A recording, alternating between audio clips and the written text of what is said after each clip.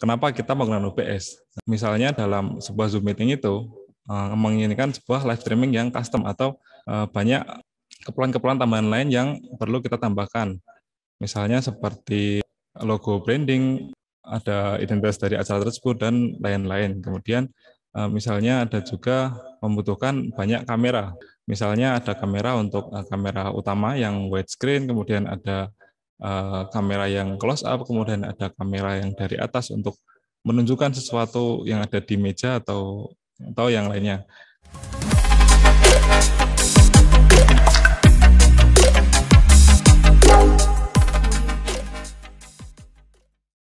Nah, sebelumnya, Assalamualaikum warahmatullahi wabarakatuh. Waalaikumsalam warahmatullahi wabarakatuh.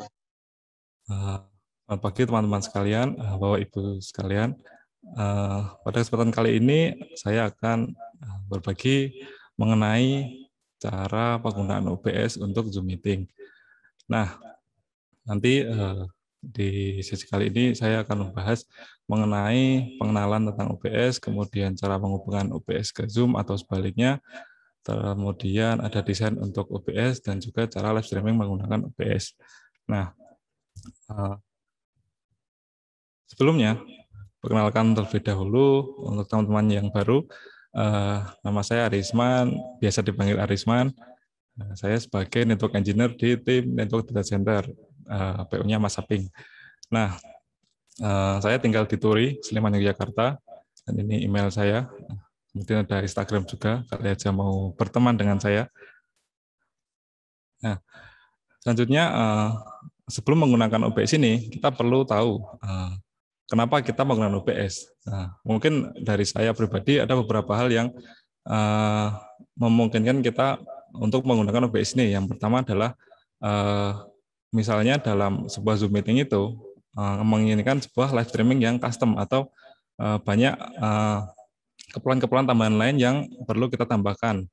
Misalnya seperti logo branding, kemudian ada identitas dari acara tersebut, dan lain-lain. Kemudian misalnya ada juga membutuhkan banyak kamera atau membutuhkan preview ya. Misalnya ada kamera untuk kamera utama yang widescreen, kemudian ada kamera yang close up, kemudian ada kamera yang dari atas untuk menunjukkan sesuatu yang ada di meja atau yang lainnya. Kemudian misalnya memerlukan file multimedia banyak yang perlu ditampilkan ya, misalnya video-video terus lagu-lagu, itu kan kalau menggunakan Zoom meeting saja itu kan biasanya menggunakan fitur share screen, dan itu nanti perlu stop share atau share screen gonta-ganti share screen terus-menerus.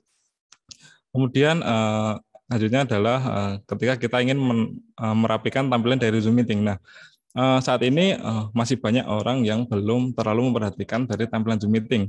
Kadang ada yang kameranya masih menggunakan rasio 4:3, terus masih biasanya resolusinya masih di bawah rata-rata lah, dan itu ketika si pemilik acara akan merestream ke YouTube itu nanti tampilannya akan kurang rapi, karena ketika mempunyai rasio yang 4:3, nanti otomatis di sebelah kanan kiri layar itu akan ada black screen atau sisa layar hitam di kanan kirinya. Kemudian yang terakhir adalah membutuhkan transisi agar terlihat seamless. Jadi nanti ketika pemindahan sesi acara itu akan ada sebuah video transisi atau animasi transisi agar terlihat lebih smooth. Nah, yang pertama tadi adalah pengenalan mengenai OBS ini. Nah, OBS ini kepanjangannya Open Broadcasting Software. Nah, dari namanya sudah jelas kalau software ini adalah digunakan untuk broadcasting. Tapi paling sering itu digunakan untuk recording ataupun live streaming. Nah, streaming yang sering dipakai itu YouTube ataupun Facebook ya. Sebenarnya banyak yang bisa didukung dari OBS ini, tergantung apa yang kita butuhkan. Nah, OBS ini secara gambaran besar itu dia bertugas untuk menggabungkan banyak input. Inputnya itu bisa berupa gambar, video, ataupun audio, kemudian disatukan menjadi sebuah output. Dan outputnya itu bisa kita kirimkan ke aplikasi lain menggunakan plugin yang dinamakan virtual camera, atau bisa kita streamingkan ke platform streaming seperti itu. Nah, selanjutnya ini untuk minimum system requirement dari OBS ini. Nah, untuk OBS-nya bisa dilihat seperti ini untuk minimum system requirement. Ada CPU, kemudian GPU, GPU, kemudian ada RAM-nya dan juga network bandwidth-nya. Ini minimal ya. Tadi kalau bisa kan lebih di atasnya. Kemudian untuk Zoom meeting. Nah, di UI ini Zoom meeting-nya itu sudah support untuk Zoom meeting HD. Jadi agak tinggi juga resource yang dibutuhkan. Jadi ketika kita akan menggunakan OBS plus Zoom meeting, itu nanti akan membutuhkan resource yang lumayan besar. Karena masing-masing software ini nanti akan menggunakan resource yang sesuai lah. Nah, ini untuk tampilan pertama kali dari Zoom meeting. Di sini bisa dilihat ada scene, ada scene, source, kemudian ada mixer, ada scene transition, kemudian ada button untuk mengontrol dari OBS ini. Nah, sebenarnya menurut saya pribadi cukup 4 yang kita konfigurasi. Yang pertama mulai dari scene and source, kemudian output setting, kemudian audio setting, dan juga video setting. Yang pertama untuk scene and source. Nah, OBS ini bekerja menggunakan scene ya. Jadi nanti akan ada banyak scene, kemudian di dalam scene itu akan diisi banyak source. Nah, source-nya bisa berupa audio, bisa berupa display capture, bisa gambar ataupun video, dan masih banyak yang lagi. Nah, nanti source-nya ini unlimited ya, sesuai apa yang kita butuhkan, dan juga scene-nya ini juga unlimited. Dan kalau saya sendiri biasanya saya pisahkan scene ini sesuai dengan sesi acara. Misalnya sesi A itu pembukaan, kemudian sesi B nanti sambutan itu nanti akan saya pisahkan menjadi scene yang berbeda. Kemudian setting tadi ada yang menggunakan setting video setting ya. Nah, video setting ini saya output setting saya bagi menjadi 2 ya. Ada yang untuk streaming, ada yang juga untuk output ini. Nah, untuk yang streaming ini nanti digunakan untuk menghubungkan OBS ini dengan platform streaming. Kalau kita menggunakan YouTube, tinggal kita pilih service YouTube, kemudian kita masukkan stream key yang ada di dashboard live YouTube-nya. Itu nanti di belakang saya beritahu untuk mendapatkan stream key-nya. Kemudian untuk output setting ini, nah ini video bitrate, kemudian ada encoder dan juga video bitrate. Video bitrate ini akan berefek ke dalam tingkat kejernihan video. Semakin tinggi video bitrate maka semakin jernih. Tapi nanti bandwidth yang digunakan juga semakin tinggi. Kalau dari YouTube itu untuk resolusi yang Full HD itu mereka merekomendasikan bitrate antara 6.000 sampai 8.000. Tapi kalau di bawahnya itu juga tidak masalah, tapi kalau rekomendasi dari YouTube itu seperti itu. Kemudian untuk audio bitrate ini sama halnya dengan video bitrate, tapi nanti dia akan mempengaruhi ke kualitas audionya. Semakin tinggi bitrate-nya, semakin jernih tingkat audionya. Nah, untuk audio ini maksimal 320 ya. Kemudian ada konfigurasi ini untuk mengatur letak dari recording dari OBS. Jadi di OBS ini mendukung recording langsung ke lokal komputer kita. Jadi biasanya kan kalau recording menggunakan Zoom, itu setelah recording selesai akan ada proses untuk converting dan itu mungkin cukup lama. Nah, tapi kalau menggunakan OBS ini, recordnya ketika di stop, dia langsung tersimpan secara otomatis. Kemudian untuk audio setting. Nah, di sini mungkin ini audio setting yang perlu disetting ada di sini. Desktop audio ini digunakan, saya biasanya gunakan untuk memasukkan suara dari Zoom ke OBS-nya. Kemudian untuk mengeluarkan suara dari OBS ke Zoom, saya menggunakan fitur monitoring device, di mana menggunakan aplikasi tambahan namanya virtual kabel. Tapi kalau misalnya kita punya mic eksternal, kita bisa tambahkan di bagian mic sebelah sini. Jadi dia support untuk 4 mic dan juga 2 desktop audio. Desktop audio ini yang dimaksud biasanya itu sama yang ada di bawah di kontrol audio Windows itu biasanya kita bisa memilih desktop audio mana yang bisa kita pakai, dan itu nanti disamakan dengan speaker yang ada di Zoom. Dan di sini untuk mengatur tipe dari audionya apakah mono atau stereo, kemudian ini yang paling penting di sini.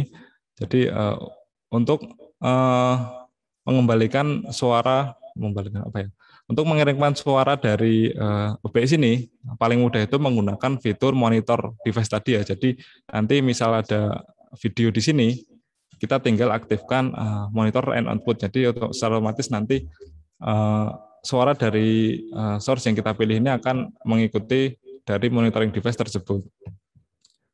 Nah, kemudian untuk videonya ini masih standar untuk Full HD 1920 kali 1080. Kemudian untuk FPS-nya ini bebas. Kalau saya pribadi lebih suka yang 60 fps karena lebih smooth. Tapi ketika menggunakan 60 fps nanti tentunya akan lebih berat. Kemudian, nah ini tadi perbandingan low bitrate dan high bitrate. Bisa dilihat di bagian marka jalan ini. Untuk yang low bitrate, markanya ini nggak kelihatan ya detailnya. Padahal ini sama-sama resolusi Full HD. Tapi ketika bitrate-nya rendah, detailnya pun juga akan ikut berkurang. Seperti itu. Nah, kemudian kekurangan dan kelebihan ketika menggunakan OBS ini untuk Zoom meeting. Untuk kelebihannya dulu, jelas yang pertama adalah untuk meningkatkan menilai estetik ya. Karena ketika menggunakan OBS ini kita bisa full custom desain yang akan kita gunakan. Misalnya kita mau beri hiasan-hiasan, kita berikan ornamen, kita berikan identitas dari acara tersebut. Kemudian yang selanjutnya adalah flexible scene. Jadi di OBS ini kita bisa dengan mudah memindah-mindah scene. Jadi kita siapkan banyak scene untuk acara tersebut ya. Jadi ketika misalnya ada scene untuk pembukaan, scene sambutan, scene untuk opening seperti yang saya katakan tadi. Jadi nanti akan lebih mudah untuk berpindah-pindah. Kemudian lebih profesional. Nah, karena dengan OBS ini kita bisa menghias atau bisa merapikan atau bisa kita tambahkan sesuatu yang tambahan-tambahan yang bagus, nanti itu akan lebih menambah nilai profesional kita. Kemudian bisa juga kita direct live streaming dari OBS ini tanpa ada logo Zoom di sebelah pojok kanan bawah, karena sebenarnya di Zoom itu sudah mendukung live streaming ya, tapi dari Zoom itu nanti akan ada watermark logo Zoom-nya di bagian kanan bawah. Kemudian high quality record. Nah, kalau record menggunakan Zoom langsung, itu ketika networknya itu akan melemah atau turun, nanti record yang itu akan mengikuti resolusi yang ada. Jadi jadi Zoom ini ketika networknya itu speednya menurun, nanti otomatis resolusinya akan ikut menurun juga. Tapi kalau ketika kita record menggunakan OBS, itu akan statik di ukuran yang telah kita tentukan di video setting tadi. Kemudian untuk kekurangannya yang pertama jelas memerlukan effort lebih besar karena kita perlu melakukan banyak persiapan dari menyiapkan file multimedianya, kemudian setting untuk alat-alatnya, kemudian kita juga perlu untuk setup OBS-nya dulu. Kemudian yang selanjutnya perlu operator khusus. Jadi belum banyak yang sering mengoperatorkan OBS ini. Kemudian yang terakhir ini memerlukan perangkat high-end. Ya, tadi di sistem requirement itu bisa dilihat kalau Zoom dan OBS itu memerlukan resource yang cukup tinggi. Jadi perlu didukung juga dengan perangkat yang high-end. Kemudian mungkin untuk kelebihan dan kekurangan seperti itu.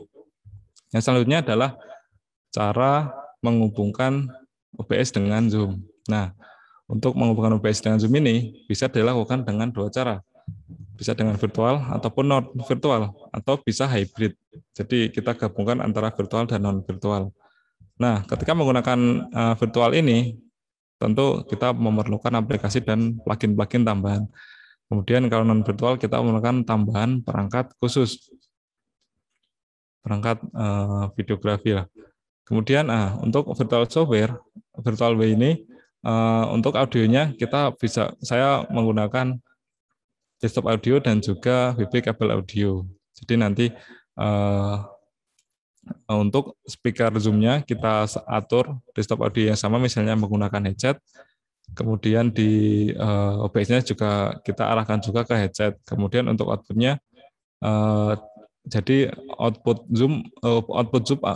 OBS akan menjadi mic OBS, sehingga perlu mic dari Zoom ini kita atur menjadi VB kabel sesuai dengan monitoring device yang telah kita atur di OBS-nya. Kemudian untuk videonya bisa menggunakan video capture, bisa menggunakan display capture. Nah, perbedaannya itu kalau display capture itu semua screen akan tercapture ya. Jadi ketika ada notifikasi, ada window yang ada di atasnya itu akan ikut tercapture juga. Tapi kalau window capture, dia hanya window tersebut yang akan masuk ke dalam OBS-nya. Kemudian untuk menghubungkan OBS ke Zoom-nya menggunakan OBS Virtual Cam. Kemudian untuk kelebihannya lebih hemat biaya karena tidak perlu beli alat-alat. Kemudian bisa dioperasikan dengan satu orang dan juga delay-nya lebih sedikit. Nah, untuk kekurangannya masih di effort dan juga fokus. Jadi kita perlu fokus ketika acara sedang berlangsung, kita perlu fokus dan menyimak acara tersebut. Kalau itu cara lain ya. Kalau untuk pribadi sih mungkin bebas lah, kita mau memindah-mindahin sesuai senang kita lah. Nah, kemudian untuk non virtual atau hardware ini untuk audionya bisa menggunakan audio mixer, bisa menggunakan sound card, bisa menggunakan alat-alat sound lain lah. Kemudian untuk videonya bisa menggunakan video capture device atau capture card, atau bisa menggunakan video mixer atau switcher. Nah, untuk kelebihannya lebih cepat untuk konfigurasi karena itu sudah menggunakan alat yang fisik ya, jadi lebih mudah untuk mengatur cablingnya atau instalasinya kabel. Kemudian lebih profesional juga. Jadi ketika kita menggunakan alat-alat yang ini bisa dibilang mahal ini, tentu saja kita akan terlihat lebih profesional karena kita sudah membeli alat-alat yang sudah level profesional. Kemudian untuk kekurangannya, alat-alat tersebut biasanya mahal. Itu biasanya yang video mixer itu alat yang mahal. Tapi tetap bisa diakali menggunakan video capture yang murah, misal 100 ribuan atau 200 ribuan lah. Kemudian biasanya ketika menggunakan hardware untuk capturing dari Zoom ini akan ada delay, tapi itu tergantung dengan kualitas video capture tersebut. Nah, ini mungkin salah satu contoh setup dari yang pernah saya gunakan. Nah, ini untuk acara APAN bulan lalu. Nah, di sini saya menggunakan 2 monitor, kemudian menggunakan 1 sound card untuk membuka mic di kanan kiri saya di depan saya, kemudian juga menggunakan kamera eksternal, kemudian saya olah di OBS-nya.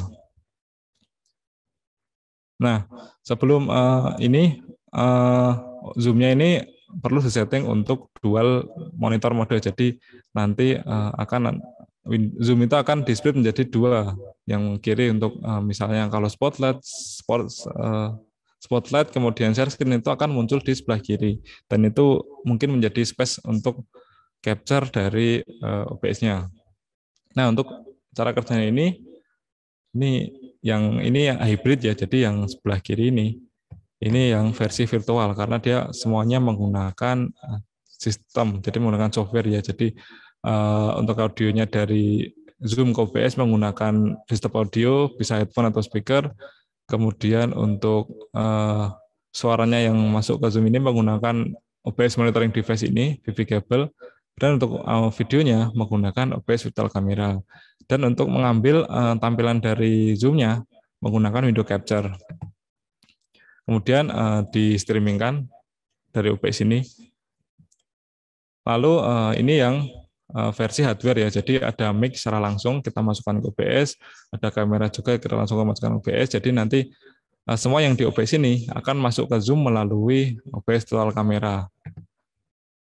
Nah, kenapa menggunakan dua monitor? Karena nanti kita perlu membuka banyak aplikasi ya, jadi perlu siapkan screen yang banyak daripada numpuk-numpuk itu kan nanti akan merepotkan kita sendiri. Jadi kalau ada banyak layar itu akan lebih mudah lah untuk memanage. Kemudian ada desain untuk OBS ya. Nah, ini versi saya ya. Jadi untuk OBS ini biasanya memerlukan beberapa desain. Desainnya itu biasanya itu yang pertama kita butuh untuk main desainnya ini bisa berupa flyer, thumbnail ataupun virtual background. Dan nantinya dari desain ini akan diturunkan menjadi overlay, di mana desain untuk membuat desain frame dan juga lower third. Lower third ini biasanya digunakan untuk memunculkan nama di bagian bawah. Dan kenapa disebut lower third? Karena biasanya dia dipasang di sepertiga bagian bawah layar. Kemudian ada video animasi transisi. Kemudian ada juga animasi opening dan closing. Nah, ini beberapa desain yang paling sering saya gunakan. Nah, ini beberapa contoh untuk main desain ya. Jadi ini untuk acara di VII.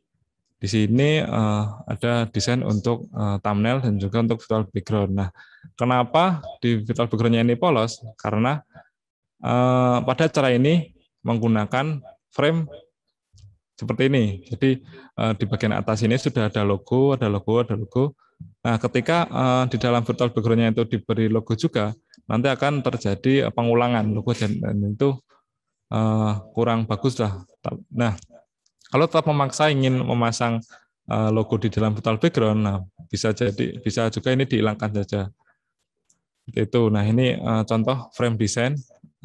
Frame yang paling sering digunakan ada 3 macam ini, yang satu besar, terus ada 2 untuk share screen, kemudian ada 2 juga untuk split screen ya. Ini biasanya untuk sesi tanya jawab seperti itu. Nah, sebenarnya frame ini tidak wajib ya. Kadang-kala tidak pakai frame, jadi cuma pakai logo aja sama footernya ini untuk running text. Jadi itu sesuai dengan keinginan masing-masing lah dan kebutuhannya. Dan ini juga tidak harus pink.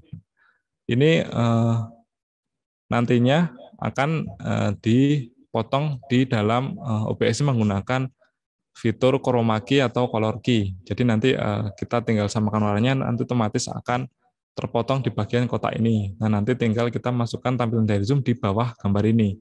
Jadi otomatis di bagian tepi-tepi ini akan ikut terpotong ya. Jadi di belakangnya gambar ini. Kemudian ini kenapa pink? Karena di seluruh desainnya tidak ada warna yang pink. Sebenarnya hijau juga bisa, tapi di sini ada warna kuning dan biru, itu biasanya akan kalau hijau akan ikut terpotong juga ya. Itu juga ada hijau, jadi ikut terpotong. Jadi saya gunakan warna yang tidak ada di sini. Saya gunakan warna pink.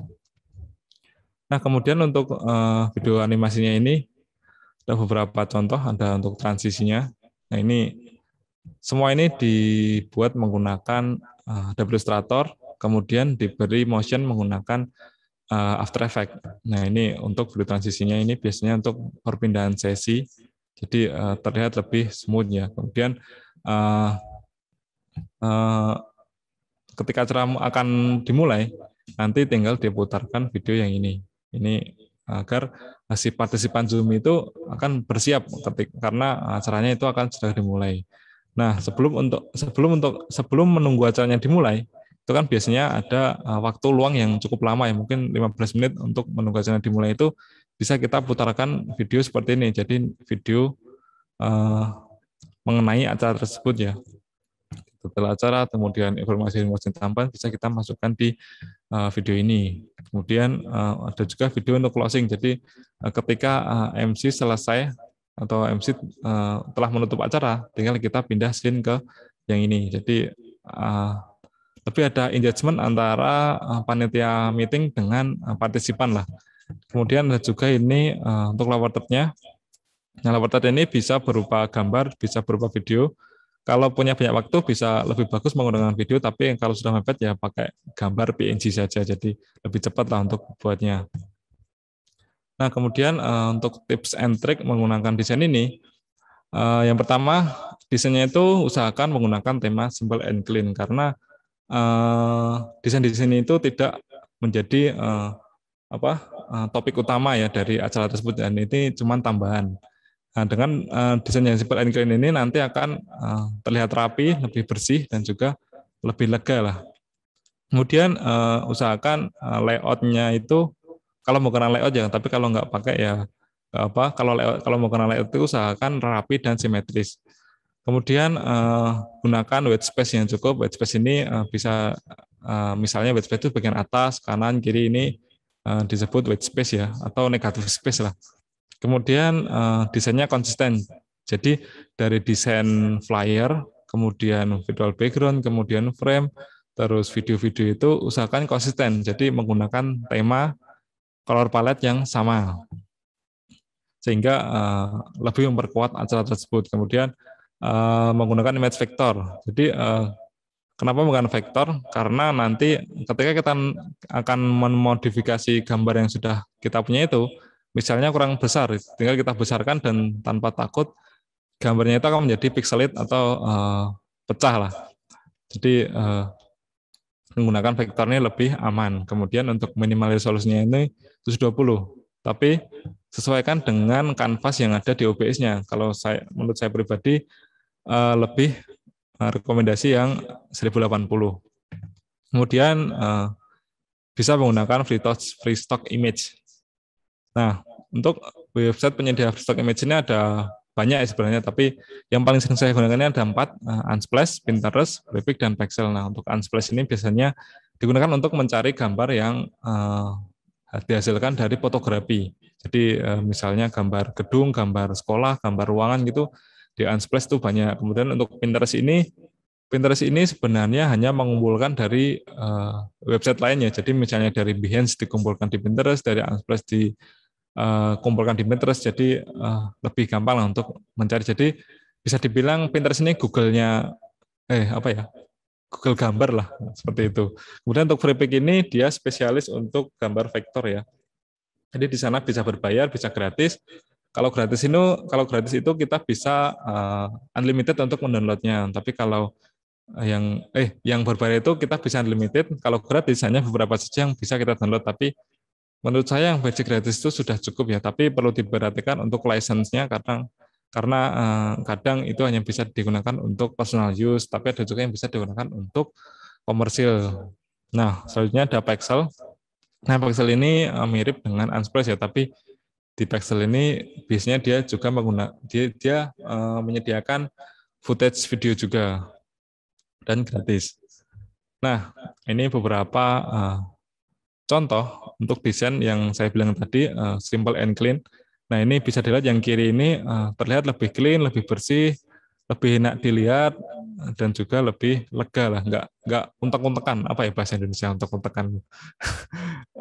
Nggak penuh lah dibandingkan yang kanan ini. Dari fontnya aja berbagai macam font, kemudian warna-warni, terus nggak ada white space-nya. Ini menurut saya ini kurang bagus, kurang cocok lah. Dan kalau bisa jangan membuat desain seperti yang kanan ini lah.